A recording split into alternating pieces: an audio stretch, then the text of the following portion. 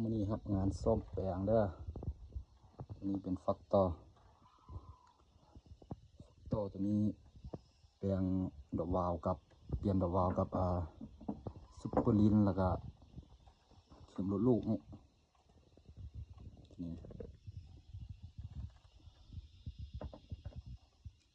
งานแปลงคือเก่าเด้อนี่แหละฟักต่อนี่ของลูกค้าใกล้ๆนี่แหละบ่แม่นลูกค้าต่างแข่ง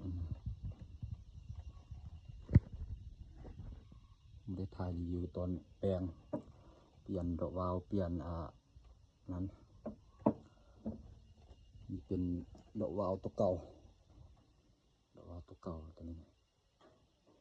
จนมันยู่เกินไปเลย